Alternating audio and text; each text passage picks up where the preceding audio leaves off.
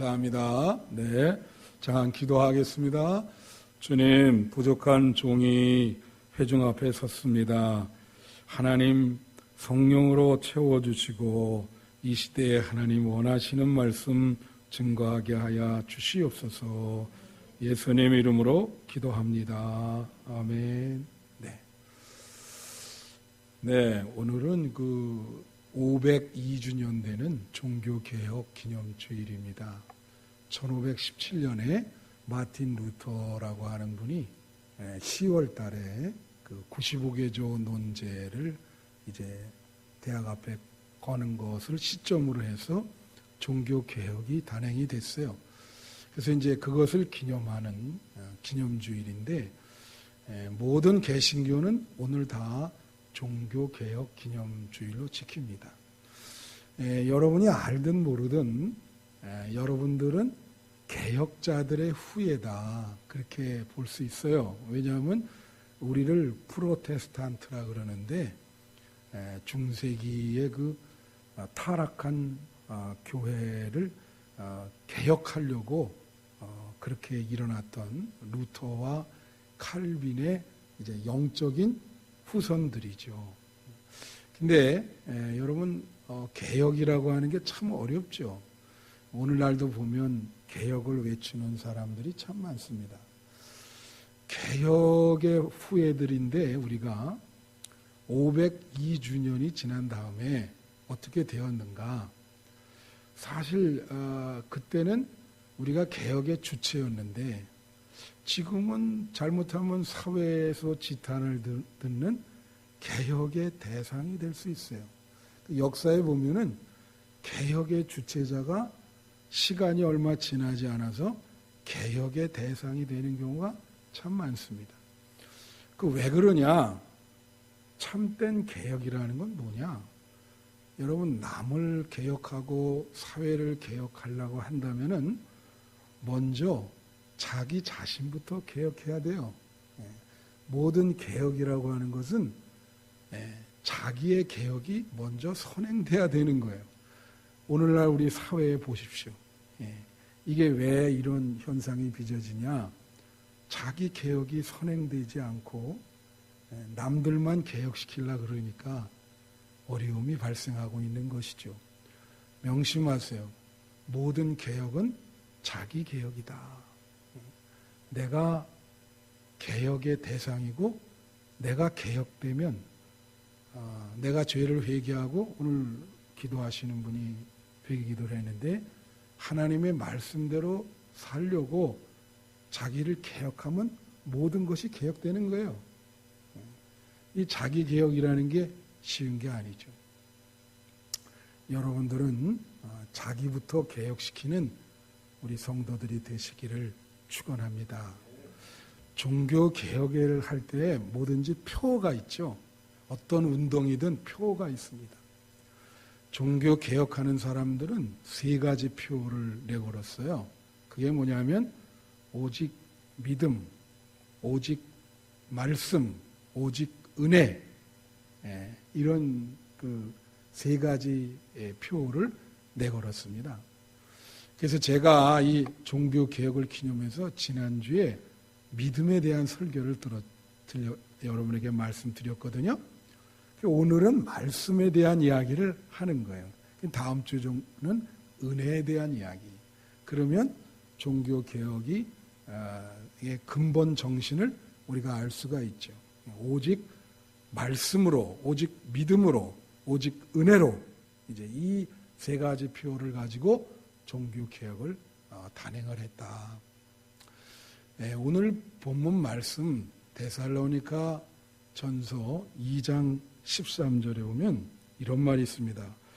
이러므로 우리가 하나님께 끊임없이 감사함은 너희가 우리에게 들은 바 하나님의 말씀을 받을 때에 사람의 말로 받지 아니하고 하나님의 말씀으로 받음이니 진실로 그러하도다. 이 말씀이 또한 너희 믿는 자 가운데서 역사하느니라. 여기 보면 이런 표현이 있어요. 하나님의 말씀이 너희 믿는 자 가운데 역사한다. 여러분, 하나님의 말씀이 우리 한빛교회 공동체에 역사하시기를 축원합니다. 이 역사는 히스토리라고 하는 역사가 아니에요. 일한다는 뜻이에요. 말씀이 일한다. 일한다는 역사입니다. 그래서 한빛 공동체에 말씀의 역사가 일어나야 되는 거예요. 그래서 말씀이 우리 가운데 역사했다. 저는 오늘 본문을 여러분에게 말씀드리면서 종교개혁이라고 하는 것이 이 말씀, 오직 말씀이라 그랬는데 어떻게 말씀으로 종교개혁을 하는가. 오늘 본문 이 한 기절에 다 나와 있어요. 그래서 한 기절을 여러분에게 해석해 드림으로써 종교개혁이 어떻게 말씀으로 이루어졌는지 하는 것을 말씀드리는데 세 가지입니다. 세 가지. 아주 단순해요. 여러분 잘 들으시면 이해가 되실 거예요. 우선 첫 번째는 말씀의 위치입니다. 말씀의 위치. 이게 말씀의 위치라고 하는 게 뭐냐. 종교개혁자들은 말씀의 위치를 본래대로 되돌려 놨어요. 여러분 오늘 본문에 보면은 데살로니가 전서 2장 13절에 뭐라고 나와요? 하나님의 말씀을 사람의 말로 받지 아니하고 하나님의 말씀으로 받았다. 그런 말 나오죠. 예? 여러분 하나님의 말씀을 사람의 말로 받는 이 말씀을 사람의 말로 생각한단 말이에요. 예. 그러면 어떻게 되겠어요? 예. 그러면 타락하게 되는 거예요. 하나님의 말씀은 사람의 말이 아닙니다. 여러분 왜 이런 얘기를 하냐? 중세기에는요, 교회와 말씀과가 위치가 같았어요. 오히려 교회가 말씀보다 더 위치가 높았어요. 그래서 교회가 말씀을 판단했습니다. 조금 어렵죠? 여러분, 교회라고 하는 것은 하나님이 택한 사람들이지만 사람이 죄된 사람들이 모인 게 교회예요. 근데 말씀이라고 하는 것은 교회보다 더 높아야 돼. 그래서 말씀이 교회를 판단해 줘야 되는 거예요. 근데 중세기에는 이게 어떻게 됐다고요? 말씀과 교회가 위치가 같거나 말씀이 교회보다 밑에 있단 말이지. 그러니까 타락하는 거지. 여러분 말씀의 위치가 성경에서 어느 정도로 얘기하는 줄 아세요? 요한복음 1장 1절에 보면 이런 말이 있습니다. 요한복음 1장 1절에 태초에 말씀이 계시니라. 이 말씀이 하나님과 함께 계셨으니 이 말씀은 곧 하나님이시라. 말씀이 곧 뭐예요? 하나님. 말씀과 하나님은 동격이에요. 동격. 하나님이 말씀이며 말씀이 곧 하나님이야. 네? 우리가 교회를 가리켜서 하나님이라 그러지 않죠? 교회가 하나님이 되면 어떻게 되겠어요? 그래도 여러분이 이해가 안 되면 제가 어떤 분이 전도를 하는데 예수님과 하나님의 말씀을 전해야 되는데 자기 교회를 전해. 뭐라고 얘기를 하냐면 세상에 저 교회들은 다 쓸데없고 우리 교회가 진짜입니다. 우리 교회로만 오세요. 이거 말도 안 되는 무슨 말인지 알아요? 어떤 데는 또 목사님을 얘기를 해. 우리 목사님만 진짜 목사입니다. 여기 와서 오셔야 됩니다. 아니 목사님들이 다 택함 받고 다 훈련 받고 좋은 분들이지. 예? 사람을 전한단 말이에요. 사람을. 오늘 뭐라 그랬어요? 하나님의 말씀은 사람의 말이 아니다. 여러분 말씀을 사람의 말로 생각을 하면요. 그러면 어떻게 돼요?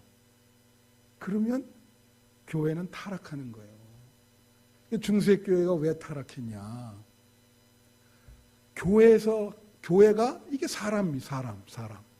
말씀이 그 밑으로 들어갔단 말이에요. 그러니까 종교 개혁자들이 이거 안 된다. 말씀을 교회 위로 이게 올린 거예요. 여러분 제가 미국에서 공부하는데 그 유대인 랍비를 사귀었어요. 그 랍비가 말이에요. 한 2년 동안 제가 같이 성경도 공부하고 그랬는데 걔들은 이제 우리랑 성경이 다르죠. 구약 성경 그거 하는데 성경 읽을 때 손으로 이렇게 하지 않아요. 어떻게 하느냐? 이런 큰 짝대기 가지고 손으로 절대 만질 수 없습니다. 이렇게 읽어요. 그리고 이 말씀이 이게 낡아졌잖아요. 더 이상 읽을 수 없으면 장례식을 치러줘요. 땅에다 묻습니다. 랍비가 의식을 행하면서. 그 정도로 우리는 어때요? 여러분들 보면 대부분 그냥 뭐 성경책 안 가져오셔. 그 여기 있는 거 그냥 딱 들고 예배 잠깐 드리고 딱 여기다 두고 집에 가고 말이에요. 이 성경이라고 하는 게 그 자체로 거룩한 의미를 갖고 있는 책이에요. 이번에 지방 연합성회를 하는데 이렇게들 보니까 전부 말씀을 그 스마트폰으로 보더라고. 그거 여러분 말씀이 스마트폰 이게 뭐예요 그게? 그런 시대가 됐어요. 너무 편리해가지고 아니거든. 말씀의 위치는 뭐라 그랬습니까? 말씀과 하나님은 동격이다. 그래서 성도들이 말씀 중심의 신앙생활을 하는 거예요. 그게 종교 개혁적인 전통이에요. 명심하세요. 말씀은 사람의 말이 아니라 하나님의 말씀입니다. 명심하셔야 돼요. 두 번째는 말씀에 대한 왜곡입니다. 이 중세기 교회는 말씀에 대한 많은 왜곡이 있었어요. 왜곡이라는 게 뭐야? 제대로 말씀을 그대로 이해하지 못하고 잘못되게 해석을 해서 전했다는 거예요. 오늘 역시 또 오늘 본문 말씀 데살로니가 전서 2장 13절에 뭐라 그래요? 말씀을 사람의 말로 받는다. 그랬죠. 그게 잘못된 왜곡이죠. 하나님의 말씀을 사람의 생각, 사람의 말로 해석을 한단 말이에요. 사람의 생각으로 한단 말이야. 왜곡이 되죠. 여러분 이 말씀에 대한 왜곡은요. 창세기부터 시작이 됐어요. 예? 태초부터 어떻게 됐습니까? 창세기 3장에 보면은 아담과 하와가 선악과를 따먹을 때 하나님이 너 그거 먹으면 다른 나무를 먹어도 되는데 그거 먹으면 너는 정령 죽으리라 그랬잖아요. 근데 사탄이 하와에게 뭐라 그랬습니까? 이렇게 얘기했어요. 하나님이 말씀하신 거를 정말로 하나님이 그거 먹으면 죽는다 그랬냐? 그 정말이라고 하는 거를 하나 더 넣은 거예요. 그러니까 갑자기 마음이 흔들려요. 진짜 그랬나? 그래서 따먹은 거예요. 그때 이후로 사탄이 말씀을 현혹시킵니다. 여러분 요새 우리 새벽기도 때 누가복음을 공부하는데 누가복음 4장에 보면 예수님이 시험당하는 게 나와요. 마귀에게. 마태복음 4장에도 나오죠. 어떻게 시험해요? 마귀가. 그 성전 꼭대기에서 뛰어내려라 그럴 때 구약성경 시편 91편을 인용을 합니다. 마귀가. 마귀가 뭐라고요? 성경 구절을 인용을 해. 그러니까 사탄 마귀가 성경 구절을 우리보다 더 잘 아는 거예요. 여러분 이단들이 성경 구절 잘 알아요? 몰라요? 우리보다 더 잘 알아요. 더 잘합니다. 예? 그래서 이 말씀을 제대로 이게 왜곡되지 않게 전하고 받아들이는 게 참 중요해. 그건 개신교의 생명이에요. 개신교는 말씀 중심의 기독교이기 때문에. 사도행전 20장 30절에 보면요, 바울이 말해요. 에베소 교회 장로들을 불러놓고 고별 설교하는 장면이 나와요. 예? 떠나면서. 근데 그 장로님들한테 부탁한 게 뭐냐? 사도행전 20장 30절에 뭐냐면 이거예요. 또한 여러분 중에서도 제자들을 끌어 자기를 따르게 하려고 어그러진 말을 하는 사람들이 일어날 줄을 내가 아노라. 아니, 사람들을 모아놓고 떠나가면서 뭐라냐면 우리 중에서도 하나님의 말씀을 어그러진 말로, 이 어그러지다는 말의 원어는요, 왜곡시키다는 뜻입니다. 여러분 중에서도 하나님의 말씀을 어그러지게 해서 왜곡시켜서 제자들을 이렇게 따르게 이렇게 데려가는 사람들이 나올 것이다. 여러분, 오늘날 2000년이 지나는데 얼마나 그런 사람들이 많습니까? 얼마나 많아요? 이 사도 바울이 영적으로 얼마나 충만해 있어요? 이미 그거를 다 내다보면서 여러분 중에서도 하나님의 말씀을 어지럽게 해서 많은 제자들을 미혹해 해가지고 데려가는 사람들이 많이 나타날 것입니다. 그렇게 얘기를 하고 있는 거예요. 이거는 바울은 계속해서 고린도후서 2장 17절, 우리는 수많은 사람들처럼 하나님의 말씀을 혼잡하게 하지 아니하고, 하나님의 말씀을 혼잡하게 한대.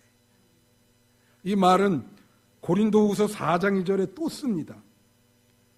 이에 숨은 부끄러움의 일을 버리고 속임으로 행하지 아니하며 하나님의 말씀을 혼잡하게 하지 아니하고. 하나님의 말씀을 혼잡한다. 혼란시킨단 말이에요. 말씀을 왜곡시켜요. 여러분 말이에요. 내가 재미나는 얘기를 할게요. 그 밴쿠버에 있을 때도 그렇고 여기 있을 때도 그렇고 어떤 사람들이 항상 이렇게 초인종 눌리는 경우가 있어요. 그래서 나가서 맞아보면, 누가 초인종 누르면 나가서 맞아야 되잖아. 누구든 환대를 해줘야지, 그죠? 그래. 딱 보면 아주 옷도 그냥 정장으로 말쓱하게 입고, 여자분, 중년 부인, 뭐 가끔 남자분 와요. 여자들은 또 왜 이렇게 이뻐요? 그런 사람만 이렇게. 그래서 저 첫 마디가 뭐냐면 이거예요. 성경에 대해서 좀 아세요? 성경을 좀 토론합시다. 야, 성경을 토론하지. 그리고 제가 역 같은 데 많이 다니네. 역에서 이제 내려. 서울역에도 있어요. 어떤 역에 딱 내리면 제일 먼저 맞이하는 사람들이 이 사람들이요. 뭐 여기 이렇게 해놓고는 얼마나 또 정장을 예쁘게 차려입었는지, 그 지나가면 딱 잡아요. 성경에 대해서 아세요? 성경에 대해서 좀 토론하자. 여러분, 성경 말씀을 제대로 이해하지 못하고 왜곡되면 이단에 빠져요. 명심하세요. 그래서 개신교가 말씀 중심의 신앙생활을 해야 되는 거예요. 오직 말씀으로, 오직 말씀으로, 오직 말씀으로. 그래서 그런 거예요. 여러분이 하나님의 말씀 이거 얼마나 이해하시고 얼마나 여러분 삶의 중심 속에 말씀을 읽고 적용하고 계십니까? 사람들 교회는 다니는데 대부분 자기 생각대로 이거 성경은 펼쳐두고 그냥 절로 두고 자기 생각대로 그냥 사는 거에 북가는 대로. 그건 개신교의 후예들이 아니에요. 제가 이번에 지방연합성회를 했어요. 제가 여러분들 말씀드렸죠. 저는 열심히 참석을 했다고. 그래서 은혜를 많이 받았어요. 그래서 이번 연합성회에 대한 이야기는 아닙니다.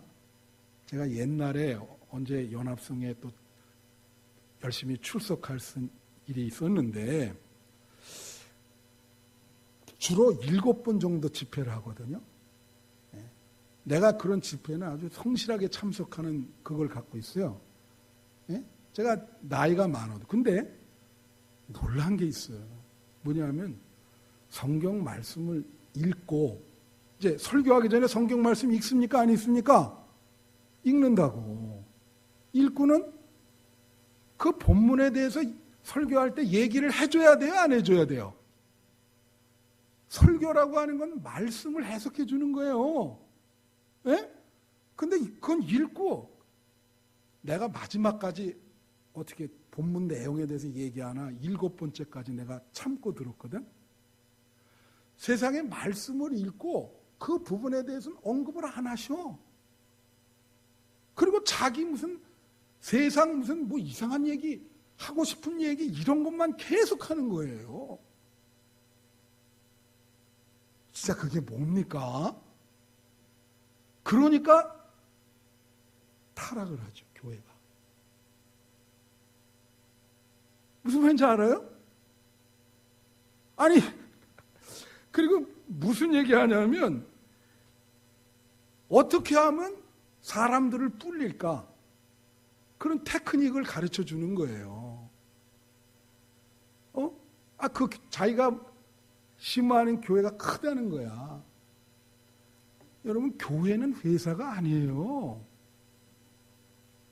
여러분, 여기 뭐 사람 데려오려면 진짜 세상 방법으로 뭔들 못하겠어요. 교회는 회사가 아닙니다. 하나님이 그런 방법으로 그렇게 쑥 불리는 거, 그거는 하나님은 원하지 않아요. 교회라고 보지도 않아요. 하나님은. 교회의 본질은 하나님의 말씀입니다. 믿습니까? 아니, 얼마나 말씀대로 사는가, 그게 중요하지. 무슨 이게 회사도 아니고 일주일 내내 그 얘기만 하고 갔어요. 여러분, 성지순례 가보면 베드로 성당 가죠. 베드로 성당이요, 축구장 30개가 들어가는 크기예요. 한번 가보세요. 그리고 그 안에 가면 다 금이요. 금, 온탕. 그거를 짓느라고 얼마나 사람들이 고통을 당했겠어요. 예? 거기에 뭐 말씀이 있는 것도 아니고 그러지 않아요? 그러니까 그렇게 번창했다고. 번창했는데 말씀 없이 번창을 하니까 교회가 타락하고 부패하게 되는 거죠. 제가 아까 얘기했잖아. 말씀에 대한 왜곡이 있어도 안 되고 교회 위에 말씀이 있어야 된다. 교회 밑에 말씀이 있으면 안 된다는 거지. 여러분의 생각도 말씀 밑에 있는 거예요. 그래서 말씀을 잘 퀴티를 하시고 말씀을 읽고 연구하라고 그렇게 얘기하죠. 그러면 개신교 만약 그걸 안 하시면 자기 생각대로 살게 되는 거예요. 교회는 나오는. 그럼 무슨 신자입니까 그게? 하나님 말씀 중심으로 살아야지. 말씀 없이 번창하는 거, 그건 타락한 거예요. 근데 재미난 얘기 뭐냐면, 그분이 그렇게 말씀하면서 그렇게 그냥 또라이라고는 소리를 많이 하더라고요. 그리고 처음부터 끝까지 내용이 딱 하나예요. 뭐냐면, 목사님에게 잘하면 복받고 목사님에게 잘못하면 징벌당한다. 그 얘기만 일주일 내내. 여러분, 맞아요?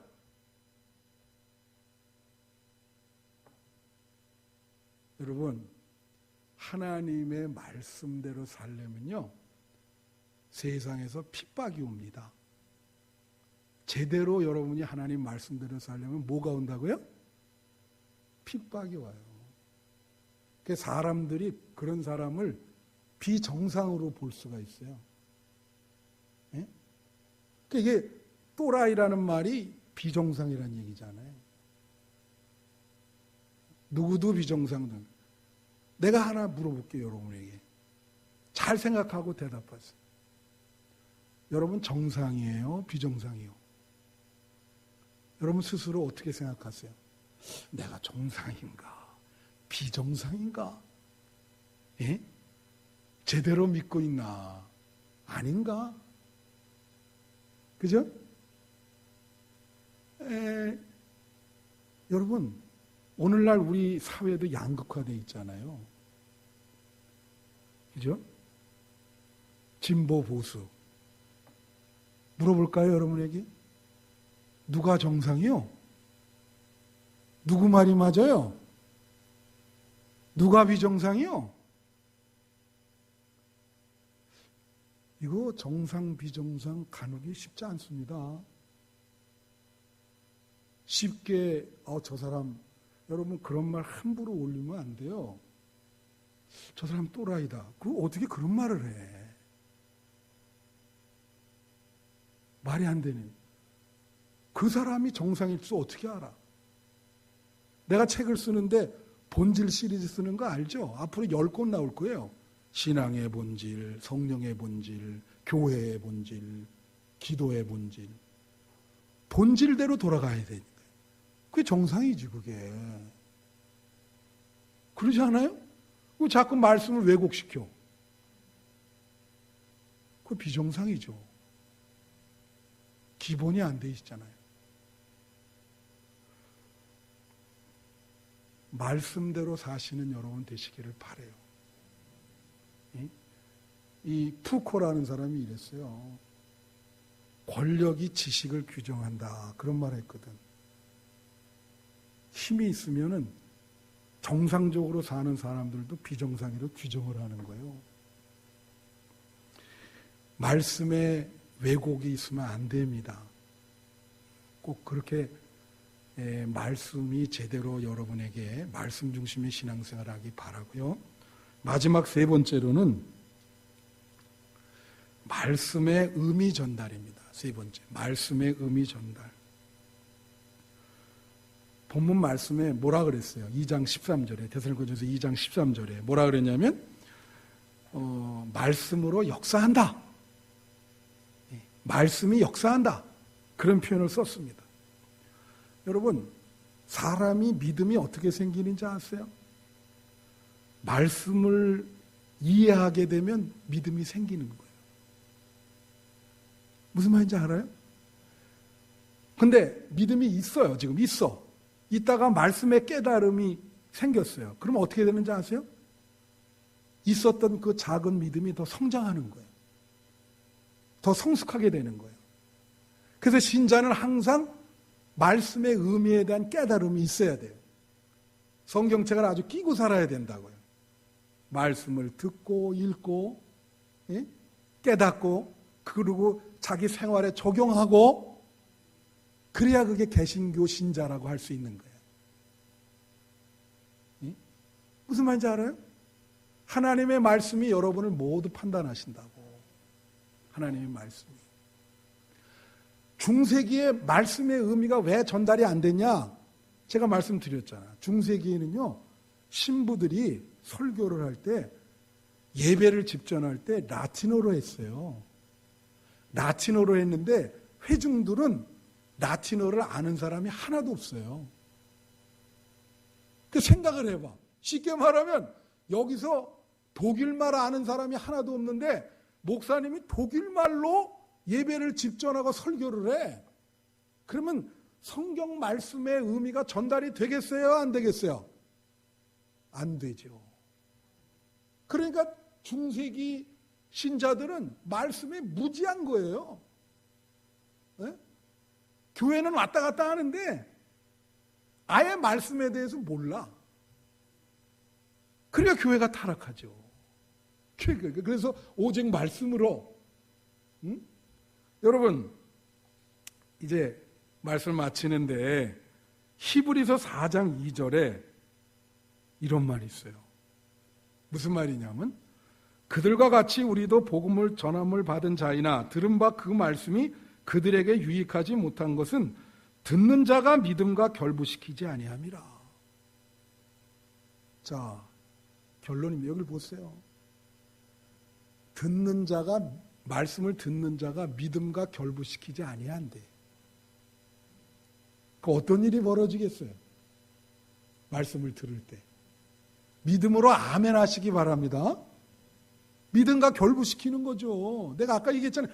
말씀에 대한 이해가 있어야 믿음이 생기는 거예요. 그냥 생기는 게 아니에요, 그거는. 말씀의 밑바탕이 돼서 믿음이 생기는 거죠. 그러니까 여기 말씀을 들을 때 믿음과 결부시켜라. 그거를 말씀 들을 때 막 세상에서 저렇게 안 하는데, 그러면 타락하는 거예요. 믿음과 결부시키라고 말씀을 하잖아요. 사도행전 10장 44절에 이런 말이 있습니다. 베드로가 이 말을 할 때 성령이 말씀 듣는 모든 사람에게 내려오시니, 베드로가 하나님 말씀을 선포하는데 말씀을 회중이 들었거든요. 그때 뭐가 내려왔다고요? 뭐가 내려왔어요? 성령이 하나님 말씀 들을 때 성령이 임재하는 거예요. 말씀에 대한 이해가 있을 때 성령이 임재하는 거예요. 오늘 여러분 하나님 말씀 들을 때 성령께서 임재하시기를 축원합니다. 예? 그래서 우리 개신교 신자는 시작도 말씀, 과정도 말씀, 결과도 말씀. 우리는 말씀 중심의 신자요. 우리는 말씀 중심의 종교입니다. 하나님의 말씀이 우리를 다 판단해요. 우리 생각대로 사는 성도가 아니에요. 우리는 우리 북가는 대로 사는 사람이 아니라고. 우리는 다 내가 어떻게 행동하고 판단하는 기준이 다 하나님의 말씀인 거예요. 여러분 세상에서 어떤 거를 결정할 때 그 결정의 기준은 뭐라고요? 하나님의 말씀. 모든 것을 하나님의 말씀을 통해서 결정합니다. 우리는. 예? 그래서 제일 위험한 신자가 뭐예요? 하나님의 말씀 무지하게 모르든가 알면서 무시하면서 자기 생각대로 세상 생각대로 사는 신자가 제일 위험한 거예요. 교회는.